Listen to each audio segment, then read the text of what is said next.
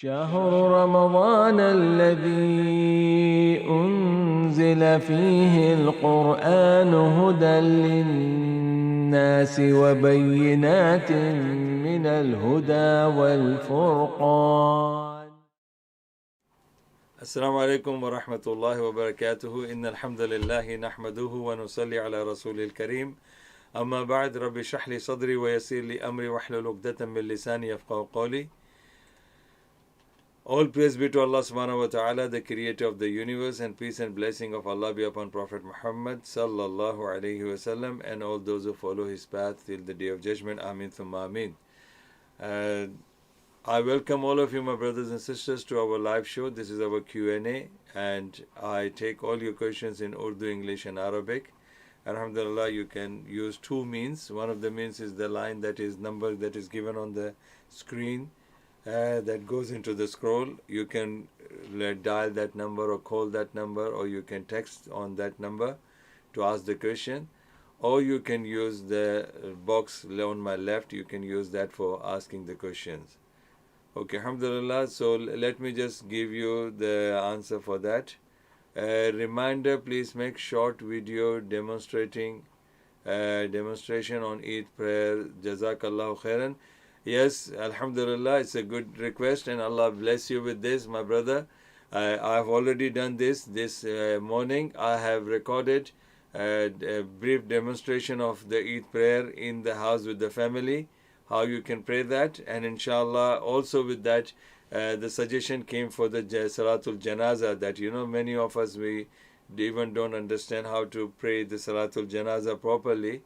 So, alhamdulillah, I tried my best to, record that as well. So, 2 recordings will be, inshallah, soon. It will be coming on YouTube, and it will be uploaded today or by tomorrow earliest, inshallah. So, Jazakallah khairan. Eid prayer offered by Rasulullah is there, inshallah, on the YouTube, coming soon. Okay, the question is, can I buy a ticket for unknown prices? Okay, similar question was asked to me on WhatsApp, that there is a ad is coming up where they say that buy the ticket for £5, and you buy as many tickets as you can, and they say that every ticket will have a price that is worth more than £5. So this was the question. First of all, in Islam, we have to understand, may Allah reward those brothers and sisters who are asking this question and putting, relying on and trusting my answers. Alhamdulillah. First of all, it is very, very important for us to know the principle of buying and selling things. In Islam, Rasulullah ﷺ has said that when a person is buying any product, then he should know that what product he is buying. And the one who is selling, he should also know what product he is selling. And between the two parties, there should not be anything unclear or, behind this curtain. It should be very clear that the products that we buy or sell should be known. Unknown, majhul product is the selling of, buying and selling of majhul product, unknown product, is haram in Islam. So this is one of the things. And second thing, it goes into a category of like gambling. Even gambling is haram from the, in the light of the Quran, that innamal khamru wal maisiru wal ansabu wal azlamu rijsun min amali shaitan fashtanibu la'alakum tuflihun. This is in Surah Al-Ma'idah chapter 5. Allah subhanahu wa ta'ala has said that this gambling, innamal khamru wal maisir, the alcohol, drinking of wine, and gambling, and lotteries, and the things which are sorted out in the name of Allah subhanahu wa ta'ala, other than Allah subhanahu wa ta'ala, all these things are haram in Islam, and you have to be away from it completely, stop from that, so that you be successful. So gambling, it is a part of a gambling, like buying and selling and things you don't know, and then you are buying the things, you are paying £5, you are buying one ticket, and then you are getting the prize which is more than the £5. How is that? So that's nothing but it's a gambling. And it's also falls into the category of, buying something for one price and you're getting something more on that. It could fall into the riba or interest. That is also, all these three possibilities are there. First, it is buying and selling of unknown products. Second thing, it is a gambling. Third thing, it becomes like, buying for the amount, and you're getting more on that. That is something like falls into the category of interest and riba. So based on that, I can say that by such buying of such ticket is haram in Islam. Okay, mashallah. Earning a living from professional boxing, halal or not? Okay, similar question was asked to me on my WhatsApp, that the brother is a boxer, professional boxer, and he is making his living with doing all this, boxing fights and other things. So first of all, I said that this is one of the sports generally internationally is not the sports that helps you with your, it doesn't help you with your religion, doesn't help you with your iman, it doesn't even help you for long term with your health. So this is one thing. Second thing, internationally this sport is used as a gambling again. People are betting on that, people are investing money for the fighters to fight. So this again, if we are part of that team and part of that plan and part of that scheme, then we are committing sin, we are doing haram. Third thing is that let's see the sports. The sports itself is, when it comes to the uniform of the boxers, it's all, according to Islamic strict understanding of Islam, that uniform of a boxer is also haram, because his thighs are open, and the shorts that they are wearing, that is also, even for men, it's not allowed to wear. Fourth thing is that if you see that the sports with itself is not something that a person is fighting in the cause of Allah, or for protecting his modesty and chastity, or protecting his life, or protecting his family, and he's fighting for that defense. No, this is nothing but merely fighting for money, for the name, fame and money. And in this case, a person can be injured or can injure others. So again, this is again totally in Islam, this kind of a fight is haram. Fifthly, even if we go into the fight, if we are fighting for the cause of our life, or fighting for the cause of the deen and everything, Rasul Sallallahu Alaihi Wasallam strictly said that we are not allowed to hit on the face. Now, but boxing is nothing but you cannot win, you cannot participate, you cannot go into the tournament, you cannot get titles, you cannot get money, and you cannot get prosperity and success in that unless you hit the boxer, your opponent, properly on the faces. I have been into this before Jahiliyyah, before Islam, before my Islam in Jahiliyyah. I used to play boxing, and I know that there's focus is only on the face. Focus is only on the face to get the point. So you may hit or you may get the hit, and both the ways it is haram. So making all these 5 things are totally not supporting Islamic view, and making a living by that is haram 100%. So alhamdulillah, may Allah bless you with that. And does MMA or other combat sports fall in the same category? Definitely the same thing. Today, in the past, I don't know, but in the past, previously, in the past, people used to do kushti. In India, Pakistan and Bangladesh, they used to have kushti, wrestling. And that wrestling was, just to, mashallah, keep yourself maintaining yourself. And it's like a manhood fight. And they don't have gambling system is not there.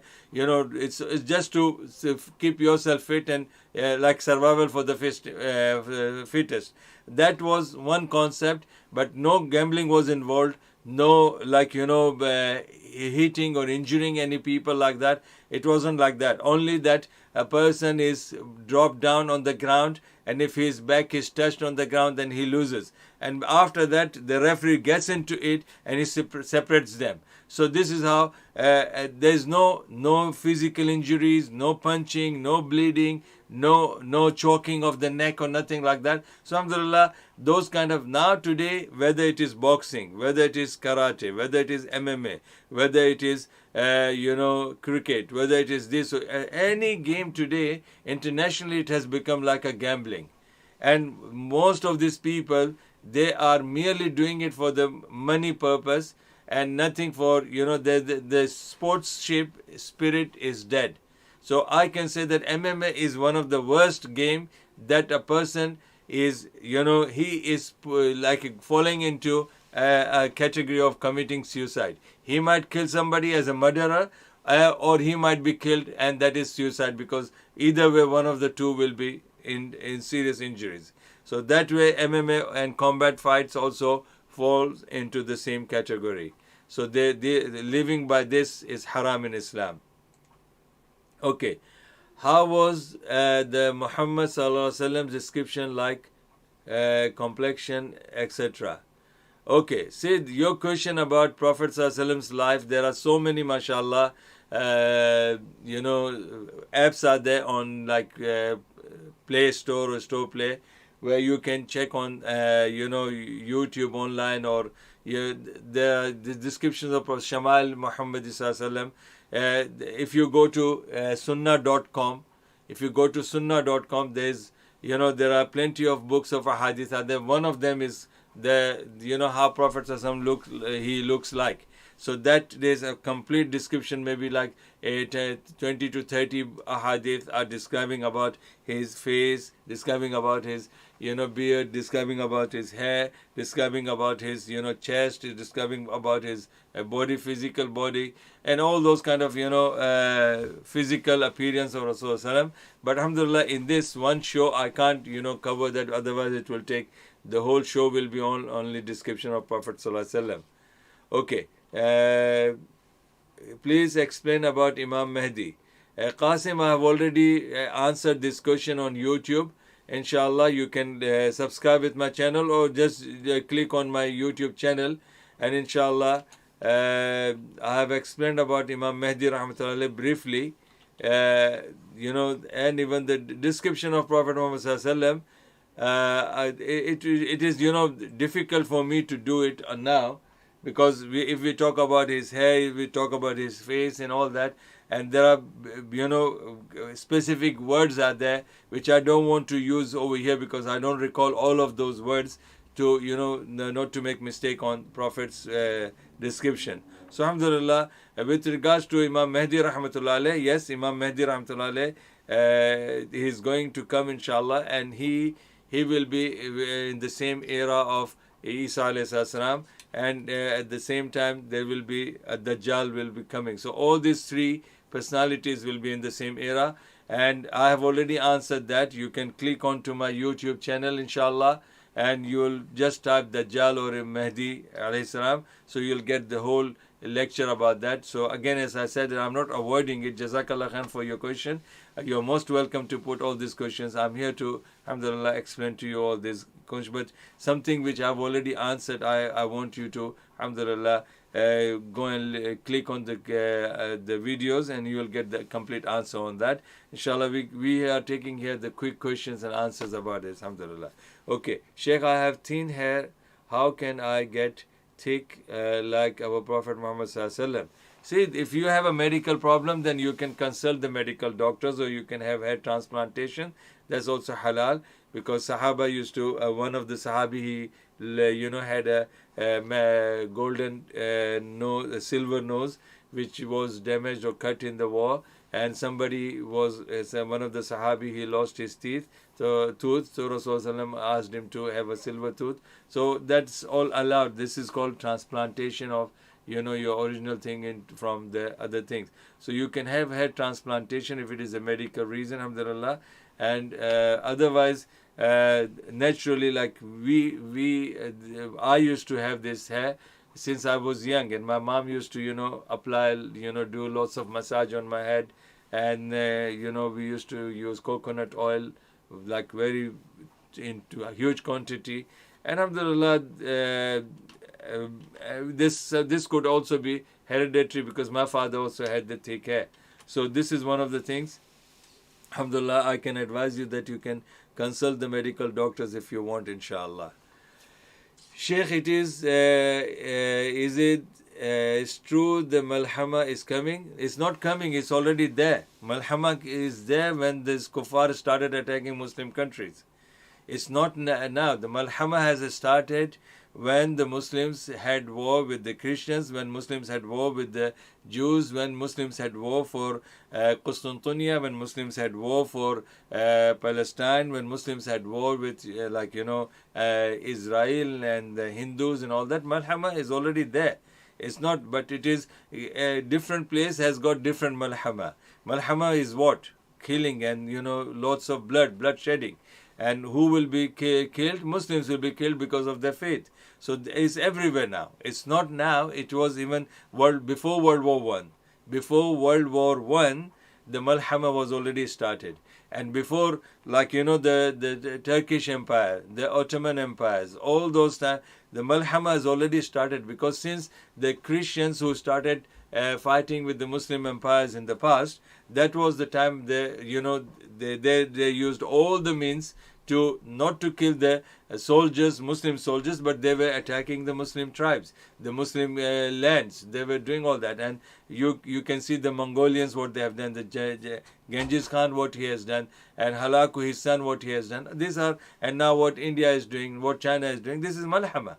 This is malhama because Muslims are, because they say there is no God to be worshipped except Allah, and Muhammad ﷺ is Allah's messenger for the oneness of Allah.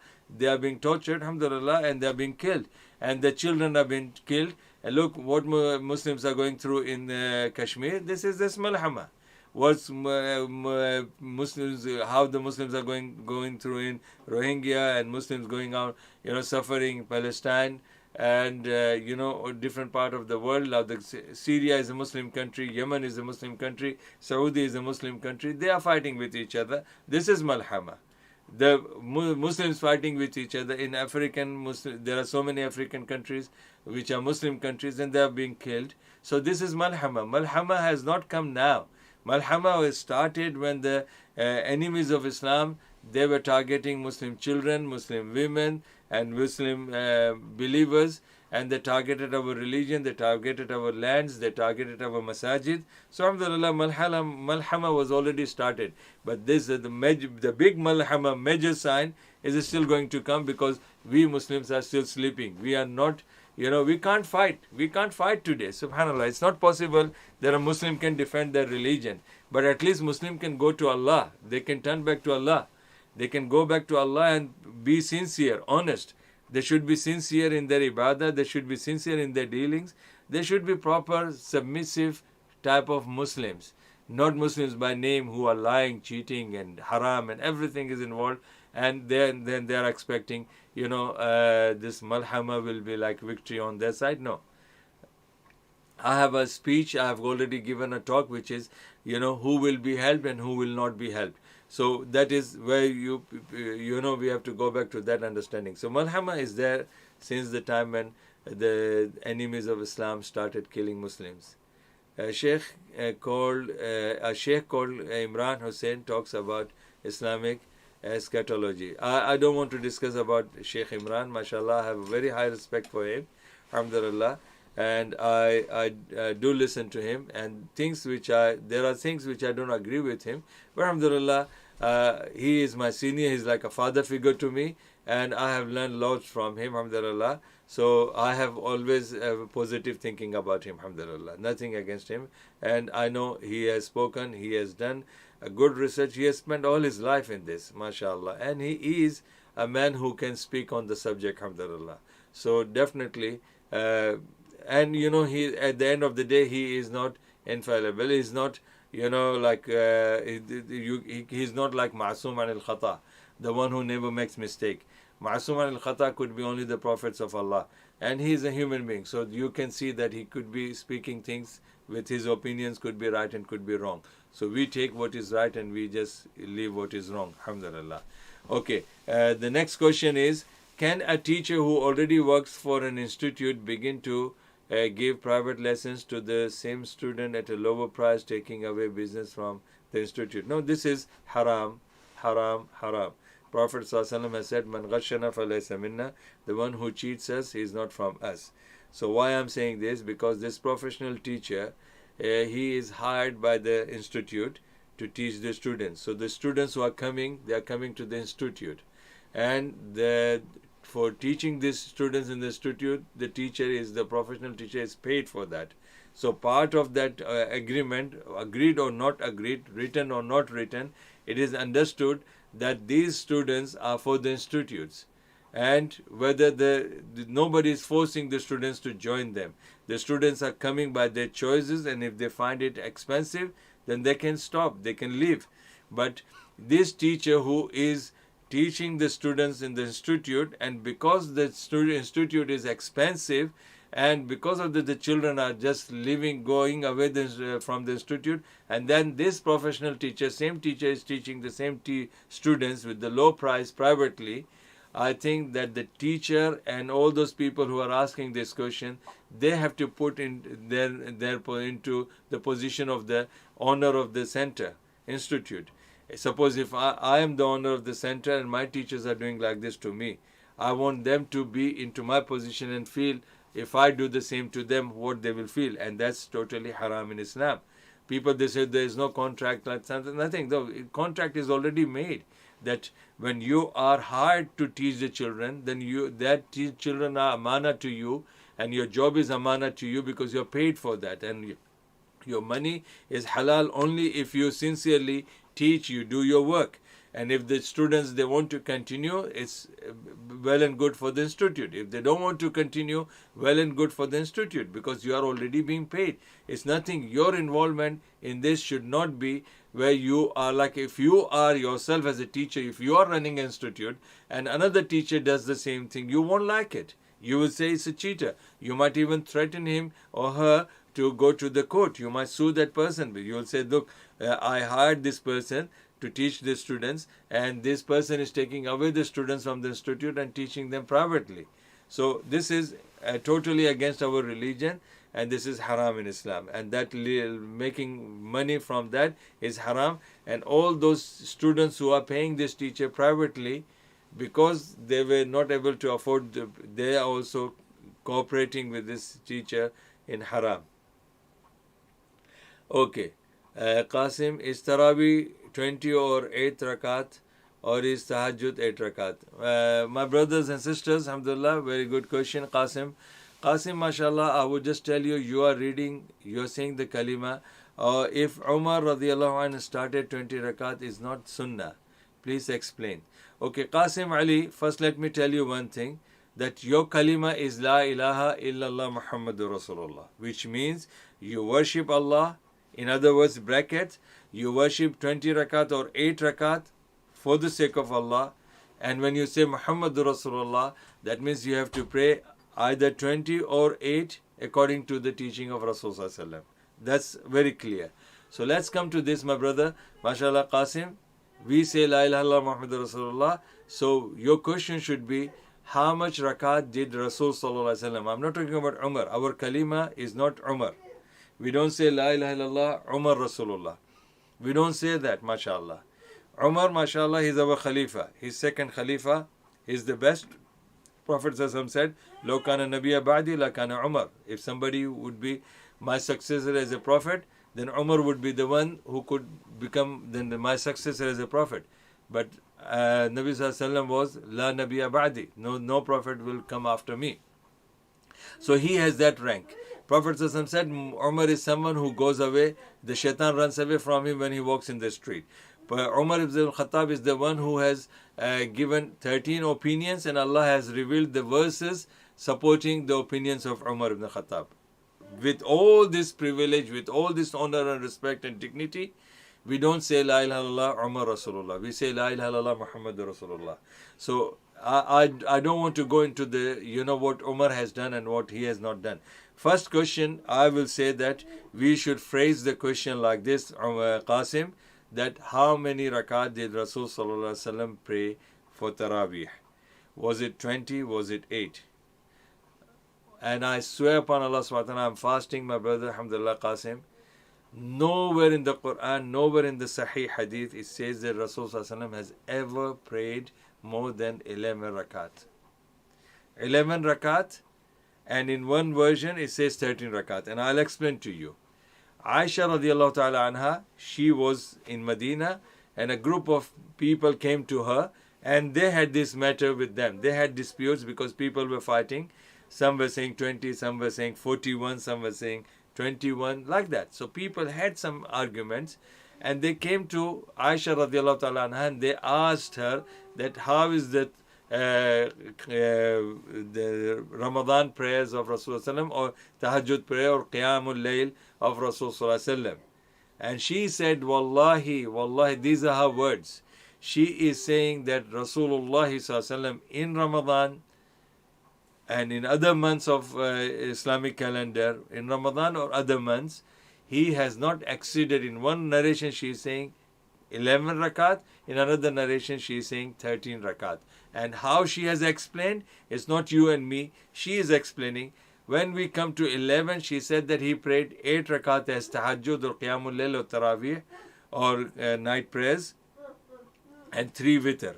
And when he added 13, so she is including the 2 sunnahs after Isha prayer that normally you pray. You pray Fard Isha, and then after that you pray 2 rakat. So it is 2, and then 8 becomes 10, and then 3 becomes 13. So this is how. And when it comes to Umar ibn al-Khattab, I will tell you, my brothers and sisters, honestly speaking, all those people, whatever they may be following any particular sect or madhab, but if they are saying that Umar radiallahu anh established 20 rakat, on the day of judgment, I will surely saying, I'm certain about what I'm saying, Umar ibn al-Khattab will catch their throats. Umar ibn al-Khattab will catch their throats because they are saying something about Umar which he has not done. For an example, we are in UK here and we are in the kingdomship of Queen Elizabeth. Okay, things are happening in the country which Queen Elizabeth is not giving any approval to that. So that does not mean that something that is happening in the era of Queen Elizabeth people are doing, that does not mean that the Queen has approved to that or Queen has established that. So what the people are saying, that during the era of Umar ibn Khattab, during the period of his Khilafah, people were praying 20 rakat. And they are lying. They are lying. It is not only 20 rakat. There are 41 rakat. There are 36 rakat. There are 39 rakat. Why they are saying that? And that was, all these prayers were happening during the period of Umar ibn Khattab. But my question is, did he establish 20 rakat? Did he promote 20 rakat? I can say for certainly, inshallah, and I will be standing next to him proudly, that Umar, I have defended you, radiallahu anh. He didn't start 20 rakat. Ahadith, Musannaf ibn Abi Shayba, Musannaf ibn Abdul Razak. These are the 2 classical books which are even prepared before Bukhari was written. In these, he has established and he has made it very clear from the narrations which are also continued in Bukhari as well, that Ubay bin Ka'b and Tamim ad-Dari, they were 2 imams were appointed by Umar ibn al-Khattab during his era by him, asking to lead the ummah. One was for women, and he told him to lead 11 rakat, and one imam was for men, and he told him to lead 11 rakat. And these are the authentic things established by Umar ibn Khattab from our Quran, from our Sunnah. So if we want to follow the Sunnah of Rasulullah, then it's not more than 11, not more than 13. If you want to follow the Sunnah of Umar ibn Khattab, then it's not more than 11. And if we ascribe false to them, then we will be responsible on the Day of Judgment. I ask those brothers and sisters that remove the curtain of the blind following of their madhahib, and at least if they want to do whatever they want to do, I don't have any objection. They can pray 20, they can pray 30, they can pray 40, they can pray 100. But ascribing it to Allah, ascribing it to Rasul, ascribing it to Sahaba, which they are innocent of that act, they have not done that, they have not, they have got nothing to do with that. That is allegation, ittiham and tuhma. So that will be something worse than the allegation or backbiting. For example, Rasulullah has said that when you speak ill about your brother behind his back, which would hurt him, This is worse than you are eating the flesh of your dead brother. Subhanallah. The Sahaba said, Ya Rasulullah, what we talk about him is true. Rasulullah said that is called ghiba. That is called ghiba and namima. But if you are not saying what is true about that person, then it is allegation, ittiham. So in that case, it is worse than that. So when you say that Rasulullah did something which he didn't, it's allegation. You say something about Umar that he did which he didn't, then it's allegation. So I ask my brothers and sisters, this is the time. Life is short. People are dying every day, mashallah. People are dying. May Allah have mercy on them. So we may die any time. So we should be clean from this world. We should go from here, not taking the the burden and the sin of others by saying the false things against them. We should be clean. We should repent to Allah subhanahu wa ta'ala immediately. And all those brothers and sisters who are watching me, I'm sincerely advising you, my brothers and sisters, repent to Allah subhanahu wa ta'ala. You do whatever you like, but don't ascribe to Allah and His Rasul about that. Subhanallah. Okay, there was another question about Christianity. You said you're going to send this. Okay. Ali Imam Sahab, Nare Takbir. Yes, Nare Takbir, alhamdulillah, Allahu Akbar.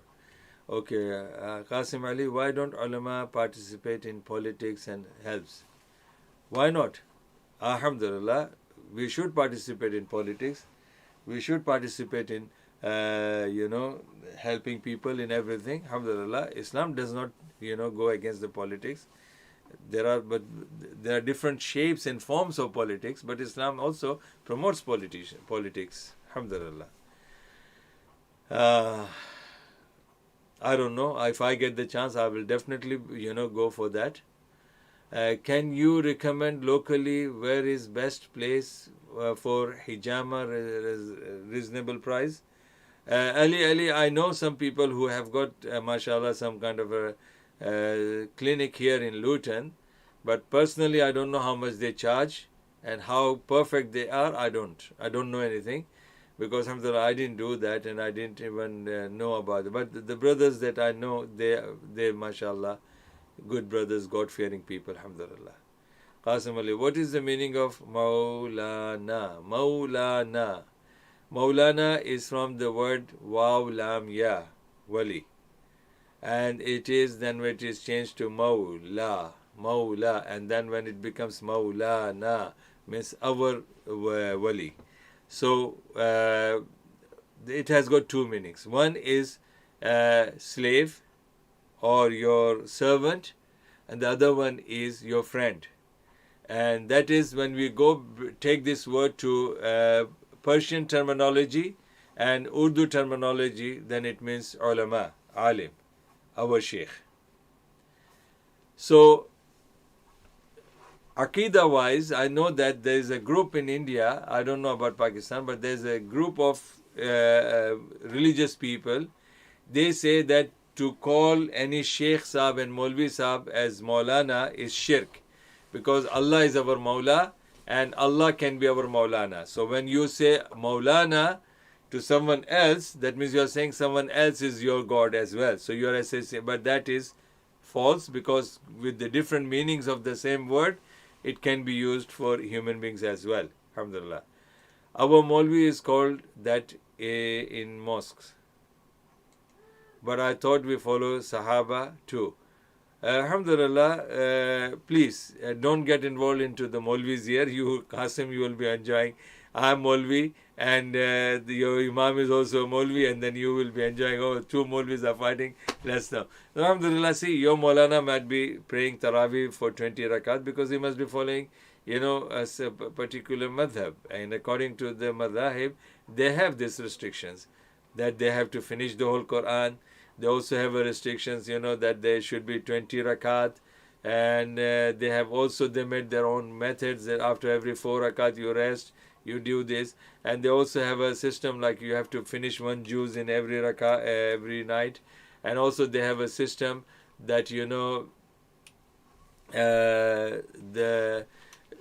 rakat should not be lengthy, it should be short. So 20 rakat with short ayat can be good. So all these things are there. Alhamdulillah.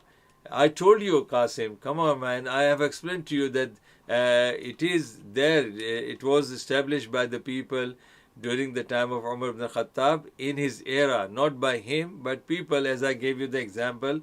Okay, where do the word Taraweeh come from? Taraweeh came from the word Rahat. Tarweeh. It is Arabic word. Tarweeh means that after some efforts you put in your, like struggling for sometimes, doing some hard work, then you take a break and you take rest. That is called Tarweeh and Rahat al-Nafs. So Taraweeh is from that, because when you are praying all these continuous prayers, then you get tired in between, so you rest yourself, and then when you are relaxed, then again you get up. So this is the Taraweeh that has come from. It is an Arabic word. So as I gave you the example of Brother Qasim, as I gave you the example, like we are in the era of Queen Elizabeth in UK, and there are things, so many things are happening during the time when she is there, but she has not approved it. So in the past, in the future, after 10 years, somebody would say, in UK when Queen Elizabeth was there, people were doing this. That does not mean that Queen Elizabeth has promoted that. So same thing, these kind of things were happening in during the era of Umar ibn Khattab, but he himself did not establish 20 rakat prayer, Taraweeh. This is my final answer to that. Sheikh, can you recite morning and evening adhkar or any remembrance of Allah in your heart without moving your lips? It is allowed. It is allowed. I'm not saying that, because Allah bi dhikrillahi tatma'innul qulub, tatma'innul qulub, that Allah subhanahu wa ta'ala is saying that with the remembrance of Allah, okay, your hearts are in peace and tranquility. So that's the thing, the heart is involved in this. But how to say that? It is, the best way is to use your lips, and lips means you can hear what you are saying. And this is how, and Sahaba like Abdullah ibn Abbas radiallahu anh, secret give the spelling. So the Sahaba, when they used to gift of to the person spelling, Sahaba have narrated when they were talking about Prophet ﷺ's reading of the Quran, reading of the surahs in the namaz, they would say that Prophet ﷺ used to move his lips. So that way they say that the dhikr should be with the lips. But I said I have no problem with that. Both are permissible. A person can say zikr with the mouth and with the heart itself, but not like some of the sects in our Islamic sect. There are people who are doing dhikr with the heart, and you can see my chest now. Look, it's shaking. So they say that your zikr is incomplete unless it is affected in your chest. So when your chest is moving and responding to it, that is your complete dhikr. So they make it compulsory that it should start from your chest. But I say no, it's not. The heart is, an organ that will have peace and tranquility in your heart, and you will be relaxed, and you feel easy, and you feel happy, and you feel, fully set. So this is the only thing with the heart, but otherwise you can do the dhikr in your heart, you can do the dhikr in your mind. The point is that whatever the dhikr that you do, you should do it in a proper, way, and you should be concentrating properly in that. So this is, mashallah. Let me see what are more questions there. Okay. Qasim. Okay. Muhammad, I have done your question. Ali is saying, have you ever visited Lahore, Imam Sahib? No. I have been to Islamabad, I have been to Mashallah Mari, and I have been to Margalla Hill and other places. Alhamdulillah. Qasim Ali, is it sunnah to read full Quran in Taraweeh or Tahajjud? It is not the sunnah, because Prophet ﷺ did not recommend that. It is not even sunnah to read the Taraweeh for the whole month. Prophet himself only prayed Taraweeh with the congregation only for 3 days, and these are there in the ahadith. I'm not saying from myself. You can check it in the ahadith. The Prophet ﷺ did not continue more than 3 days the Taraweeh. Throughout his life, he only prayed 3 times, 3 nights of the Taraweeh, and then he didn't do that. So later on, it became like a sunnah of the Sahaba and the people after doing that. And the same thing, yes, Rasulullah did complete the Quran in the month of Ramadan, but not in Taraweeh, not in Qiyamul Layl, not in Tahajjud. He read to Jibreel alayhi salatu salam. He was reading and Jibreel alayhi salam was listening from him. So that's the only sunnah, not in Taraweeh. Okay, let me go to the another questions. Alhamdulillah. Qasim Ali, the dua read in between 4 rakats of the Taraweeh, is it from Sunnah? No, I told you it is not from the Sunnah at all. Because this kind of a Taraweeh was not offered by Rasulullah, so how can that be Sunnah? It's a, explained, or it is a practice of the scholars and the people. Alhamdulillah. And if you can argue with me that how did they do that if they don't have the dalil? Yeah, there are so many things that the Maulvis, Maulanas are doing and scholars are doing, but they don't have the dalil. If they have the dalil, then it could be dalil from the Quran and Sunnah. Alhamdulillah. Okay, Ali Qasim Sahab, please, there is a difference of opinion on the Taraweeh prayer. Advice for me and you, let's do as much ibadah last few days. Okay, alhamdulillah, that's fine, Ali, you have closed the chapter. Okay, Qasim Ali, why people making it up? These Maulvis, may Allah guide them. Ameen, summa ameen. Thanks. Okay. Ali, Muhammad bin Qasim, please tell us about his history. Please go to the Google and search for it, because in this show I can't give you the details of anybody like that. Alhamdulillah. Shukran Sheikh, Jazakallahu khairan, Jazakallah khairan to you as well. Amna Juneja, wa alaikum assalam Sheikh Saab, wa alaikum assalam. Maryam Saleh, Sheikh, I heard that the people who keep long nails will be scratching their face with iron nails in the hell. Is this true? No, what I know from the hadith of Mi'raj, where Rasulullah had gone to, ascension, and he saw some women, they were scratching their, faces with the metal nails, and they were scratching their faces like this. So Rasulullah asked Jibril, who are these women? Then Jibril ﷺ explained to Rasulullah that these are the women who were, adding extra makeup on their, to add the more beauty, to seek the attention of the opposite sex. So this is the punishment for them. I want to see some more questions. Okay. During the pandemic, Muslims are aware that they may not see family and friends this Eid. So they are using this online tool called Secret Eid Gift Exchange. Here you make a group and you are sent a secret Eid name, and then you have to send a secret gift to the person. This is, to me, seems to imitate Secret Santa, which Christmas do at Christmas time. Okay, alhamdulillah. First of all, the Christians, they do that. Okay. First of all, my brothers and sisters, our Eid is totally for the sake of Allah. And the exchanging of the gifts and whatever the means through the media, because we have a lockdown and coronavirus and COVID-19, we cannot meet our families.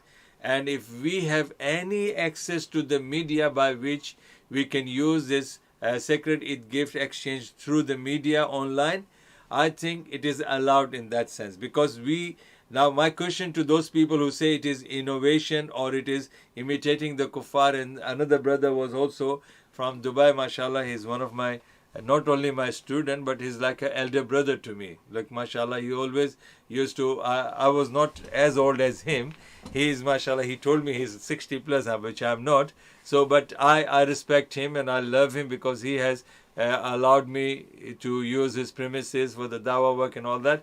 So he quoted one hadith which says, "Man tashabbaha biqawmin fahuwa minhum," that anybody he copies the other nation, imitates the nation, other people, he is one of them. So, which was actually referring to what this brother is saying, that this system of exchanging of the gifts is done by the Christians on Christmas.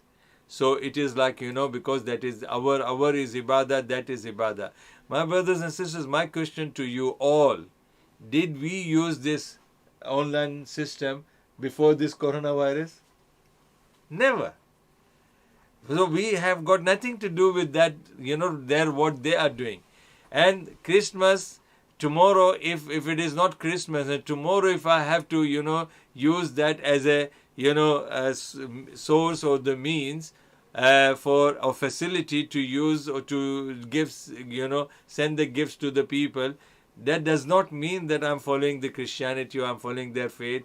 That does not also mean that it is innovation in our religion. No.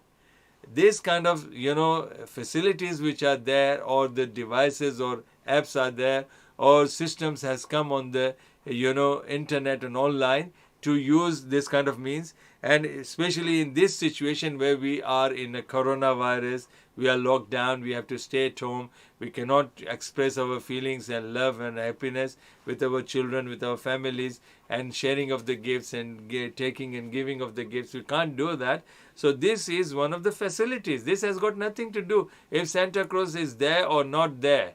If it is on the, if it was, we do on the same day with them, on 25th of Christmas, December, and we share this to our friends with our friends, then we can say we are copying them or we are celebrating with them. But subhanallah, and even they will not do the same thing on our Eid day.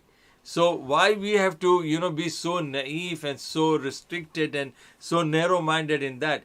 I believe that this is one of the facilities that Allah has given to you, by which at least you can express your, happiness and feelings. So alhamdulillah, it's not innovation, and it's not even part of the religion. It's not copying them, and we will not be like Christians if we do that, inshallah.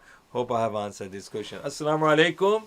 If someone got £1,000, can he pay zakat, and what is the minimum or maximum? No, I told you the calculation is it has to be £3,400 plus. If you have £3,400 plus, then you have to pay the zakat and not otherwise. If it is £1,000, that's the total saving you have in your bank or in your pocket, in your cash, all that together is your £1,000, then there is no zakat on that. Alhamdulillah. Qasim Ali, is one witr allowed? Yes, Qasim Ali, one witr is allowed. Yes, alhamdulillah. The figure is that of the zakat. If you want to give the zakat has to be 2.5%. Like if you have got £3,400, then just, find 2.5% of that and you give the zakat of that amount, inshallah. Yeah, one rakat witr is allowed, alhamdulillah. And it is the sunnah of our Prophet Muhammad sallallahu alaihi wasallam. He did pray one rakat of witr, and there are so many narrations that at the time when he would hear the adhan of Bilal, he would just shorten his prayer with one rakat of witr, and he would go for the sunnah, the Fajr prayer. Imam Sahib gives short talk about great personalities. Ali, I'm going to give a talk about your life. You are too much, mashallah. Alhamdulillah. Okay, Atiullah wa Atiur Rasul. Definitely I will speak about that. Atiullah and Atiur Rasul. Okay, what can I do in last 10 days? Follow the sunnah of Rasul sallallahu alaihi wasallam. It's almost gone. You should have asked me, 3 days earlier. But since you're asking me, still we have got 6-7 days left. So we can, Rasulullah sallallahu alaihi wasallam used to wake up, the whole night, and he would make his family wake up, and he would devote his full time in worshipping Allah subhanahu wa ta'ala.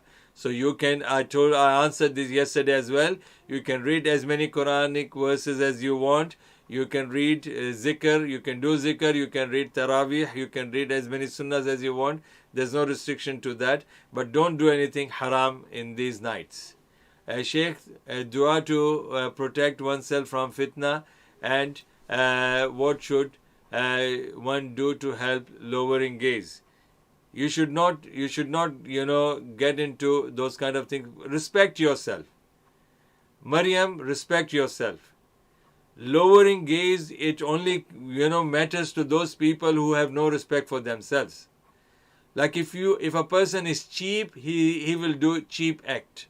If a person is respectful person, he will not do cheap act. So this is what I say. I always even tell my children that when you will know who you are, then you will be a different people. You will be different people. So now, for example, myself, I am not worried. I always quote this, poetry or a saying of a poet where he says, "हमको झुका सके इस ज़माने में दम नहीं, ज़माना हमसे है, ज़माना खुद हमसे है, हम ज़माने से नहीं." Which means that this world cannot put me down. This world cannot, force me to kneel down to that zamana, the period. But I am, the zamana needs me. I don't need zamana. The period, the time needs me.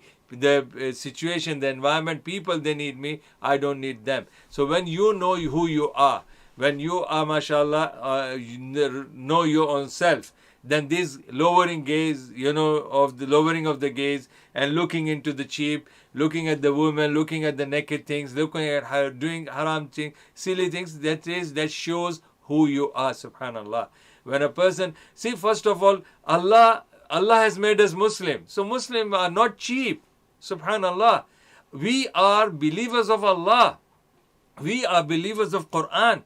We are believers of Prophet Muhammad sallallahu alaihi wasallam. So these three sources are the best in any aspect of the life. And we are the followers of that. So when you follow the best, you are the best. Alhamdulillah. So please, I want to see some more. Okay. Sheikh, who is your best Haramain reciter? I only listen to Mahmud Khalil Husari. Rahmatullah alayh. For me, he is the best reciter for me. I have nothing against other scholars, other reciters, but for me, I enjoy listening, and I like going to a mesmerization of the recitation of Mahmud Khalil Husari, rahmatullah alayh. What is your Ramadan routine like? My Ramadan routine is that, alhamdulillah, I first of all, 24/7 I'm busy in writing and reading, preparing my lectures and notes and all that. This is one thing. And only I take rest at the time of rest, and I only pray at the time of the prayer, and I eat at the time of eating. Otherwise, I always keep myself busy in, this is general routine. If I have to go out shopping with my family, I go out shopping with the family. If I have to, do the Jamaat, I do Jamaat together. If I have question answers on the WhatsApp, people, they ask me, I answer them. If people, they bring some stuff with them to, for me to help them out, I do that. So my routine is, wallahi, I'm not boasting, is 24/7 with, for the sake of Allah, for the sake of Deen. Assalamu alaikum, Shaykh. The Prophet said, Allah subhanahu wa ta'ala has forgiven us for our thoughts unless we utter them or act upon them. What does act upon them mean? Yeah, for example, if you are sitting and you are thinking, okay, I will go in the pub, ma'adallah, and I have a glass of wine. And so this is your thinking. Allah will not punish you unless you go and you drink it. So this is what it is. Whatever comes in your mind, like you might be thinking, okay, I'm going to have a girlfriend and I tease her and I enjoy with her. So this is your thoughts. Allah will not punish you for this evil thought unless you act upon it. So you practically do what you're thinking. Then you will be answerable for that. Sheikh, is witr only odd rakats? Yes, the word witr itself is called odd.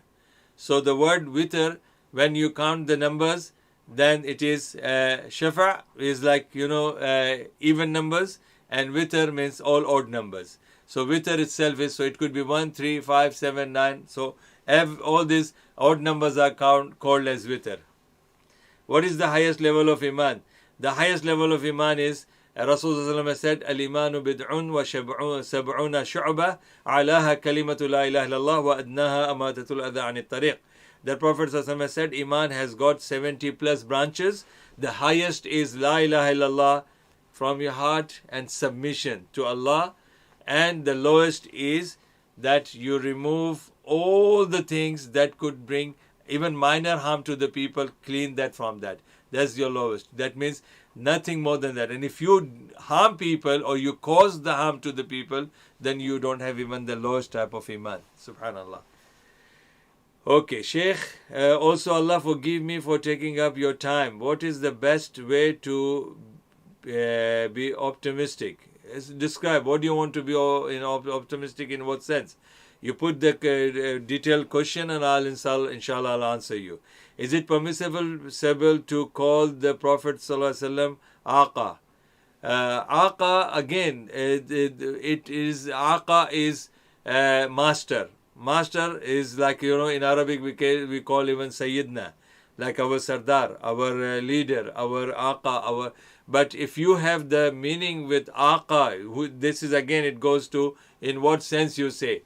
Aqa means you say that Allah provides you rizq, and then it is shirk. When you think Aqa means Allah protects you from the death, then it is shirk. If you think that, Aqa means that Prophet ﷺ is Aqa because he protects you from the death, then shirk. If you think Aqa, Prophet ﷺ provides you rizq, then it is shirk. So that way, what is the intention of a person saying Aqa? Aqa generally means the Sardar, master, and the person who is, who's looking after the people who are dependent. But if you compare that Aqa with Allah subhanahu wa ta'ala, then it is shirk. So we have to understand that to what extent, to what limit we believe Prophet Muhammad sallallahu alaihi wasallam as our Aqa. Was Allama Iqbal scholar of Islam? Yes, alhamdulillah, he was scholar of Islam. Alhamdulillah. I'm surprised, Qasim Ali, he's saying, I'm surprised, less views on your videos. Your videos are awesome. Allah accept. See, alhamdulillah, there is a hadith of Rasulullah on the Day of Judgment. There will be a prophet who will have one follower. There will be a prophet who will have two followers. And there will be a prophet of Allah who will not have even one follower. So, alhamdulillah, I don't go for the quantities, I go for the quality. So, alhamdulillah, I'm not even the prophet or the scholar, I'm not even, a person like, mashallah, you have a brother like Noman Ali Khan, mashallah, you have Dr. Yasir Qadhi, you have got, mashallah, Dr. Bilal Phillips, you have got so many great scholars, like, you have got our Mufti Menk. They are the people, mashallah, Allah has blessed them with their, the capacity and capability and respect and honor that they have. So they have millions of followers. But I don't expect that for myself because I'm not like them and they are not like me. So my principle is not for, like Dr. Zakir Naik, mashallah, millions of followers are there. So I will never ever think that, what's wrong with my dawah, why they have so many people, why there are no people with myself. I'm totally, if I would have been thinking like that, then I would have bowled at very early age. And you can see, alhamdulillah, I'm not bold because I don't worry. I don't bring worries to myself, alhamdulillah. And I'm easy because I am a man with quality, not quantity. I don't care. Even if one person, like, I have also dealt here the shows, this live show, YouTube show, with even one viewer. Only one person was watching and I continued my show. So alhamdulillah, and what did Rasulullah say to Ali in Khaybar? Oh Ali, if one person becomes Muslim by your da'wah, then that is much better than the red camel, the most expensive, you can say Lamborghini and Ferrari of that time. It is better than that for you. So alhamdulillah, my brother Qasim Ali, thanks for your compliment. But alhamdulillah, I don't, it's from Allah. If Allah wants my words to be spread all over the world, it will go. If Allah doesn't want, alhamdulillah, it will, and it is a wisdom Allah knows best, not me. Alhamdulillah. Okay. Ali, Qari Abdul Basit, Imam Sahib. Yes, mashallah, no doubt about him. Qari Abdul Basit, Abdul Samad, Abdul Basit, Abdul Samad, mashallah, he was a student of my teacher. Which means my teacher is Muhammad Khalil al-Husari. So I go for the teachers, I don't go for the students. But I don't have anything against them. Alhamdulillah. Mahmud Khalil Husri, he had two great students, Muhammad Siddiq al-Minshawi and Qari Abdul Basit. So they are the teachers, mashallah. So I have no problem with that, but I go with the best one. For me, Mahmud Khalil Husri is the best. Okay, there are a few more questions and the time is going up. So let's see what I can say. Astaghfirullah, Sheikh. I don't believe the Prophet ﷺ protects me or gives me risk. Only Allah subhanahu wa ta'ala. So you can use the word inshallah aqa for that. Alhamdulillah. Barakallah fiqh. But Sheikh, you are a brilliant person. I pray Allah subhanahu wa ta'ala gives you health, life, success and happiness and grants you Jannah with the Prophet sallallahu alaihi wasallam. Ameen. Same to you and same to all my brothers and sisters who think like you, mashallah. My prayers for you all. Alhamdulillah. I'm so simple, Khayyam. Believe me, I told in the Jummah khutbah that if I die in UK and my body is in the hospital, when they release my body, just immediately take my body to the Qabristan graveyard, bury it there, and whatever the number of people are there, just pray janazah if you want to pray, otherwise leave it, because after my death is between me and Allah. So alhamdulillah, my life is that simple, alhamdulillah. So I'm not even worried about that. Hadith says that if you love to meet Allah subhanahu wa ta'ala, Allah loves to meet you. So I'm ready to meet Allah subhanahu wa ta'ala at any moment of my life. And alhamdulillah, I will only go to Allah when He invites me. And I'm waiting for that invitation, inshallah. Okay, alhamdulillah, Qasim Ali, may Allah honor you even higher. Ameen, thumma ameen. Same to you, Qasim Ali.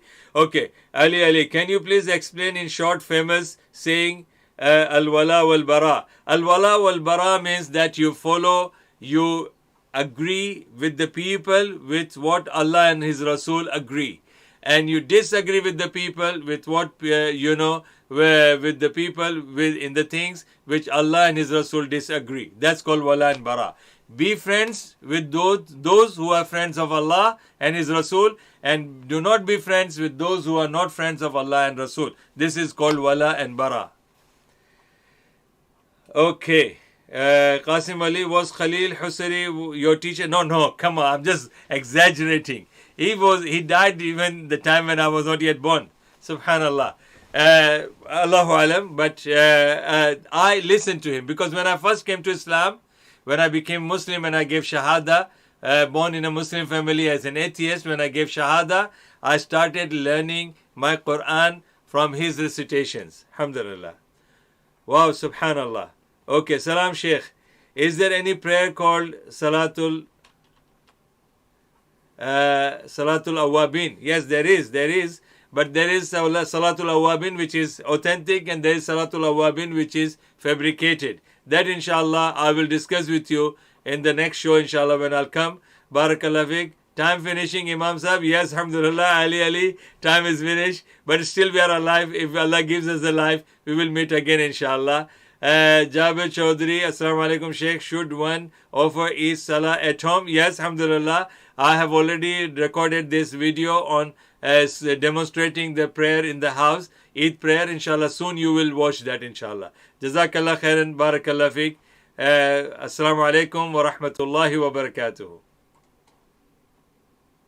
شهر رمضان الذي أنزل فيه القرآن هدى للناس وبينات من الهدى والفرقان